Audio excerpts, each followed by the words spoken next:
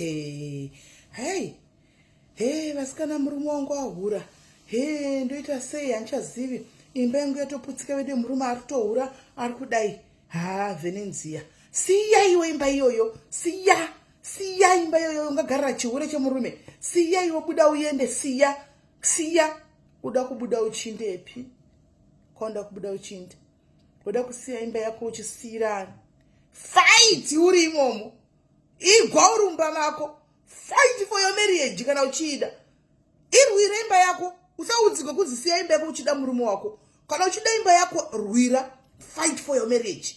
Hakuna imba iri perfect. Handitika mira kana uchida. Kune zvokuzoti waudzwa kunzi buda usiye imba yako. Mangoni zoti nani ngakaputsa imba yangu. Imba yangu ndaida asi ndo vakandichisiya imba. Siya munhu uyu ndikabva ndasiya. Haudziki zvokuita. Kana uchida kusiya unosiya wega. Handitika unosiya wega. Asi kana uchida imba yako, fight for your marriage. Mira urwire imba yako. Nokuti uchabuda mumba usiya marriage. Imbondiudza. Tinokuudza kuti buda usiye marriage yoyo. Uchibuda mumarriage imomo uri kunotsvagana nekunyengwa nemumwe murume futi achanokunyengazve. Achakutambudza futi zvewese. Handitika kana wati wakubuda mumarriage ndakuda kusiya marriage inda unoita celibate. Go and become a celibate. Kana wada murume chaicho unoti ndoda murume fata Jesu ndinoti jump over the anodai unoenda panze wotora dhaka rako hori umba hori furidzira. Handitika choita chimunhu chotanga kufamba kudai woti uyu ndiye murume wangu. Handitika otherwise vasikana uchati apa wabva wainda apa wabvazve apa wainda apa wabvazve apa wainda apa. Nokuti ava vada musoro bhangu ava vakafanana. Vazhinji vacho vakatofanana.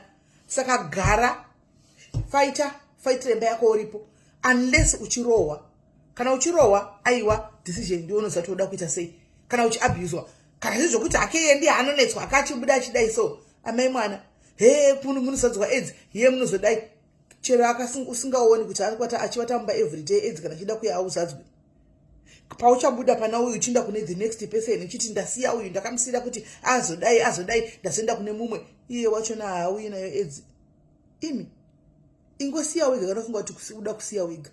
Kune zvokudzigwa unodzigwa kunzi siya nemunhu ari kuchengeta yake imba nemunhu ari kutofaitira marriage yake asi anenge achikuudza kuti siya. Zvezvi hazviudzigwi munhu kuti siya zvezviya. Munhu anoita zvaada ega zvaanonzwa mwoyo wake uchida kuita ndo zvaanoita panguva iyoyo. Handitika sarai muchinetsana mucomment section umu ndaendai.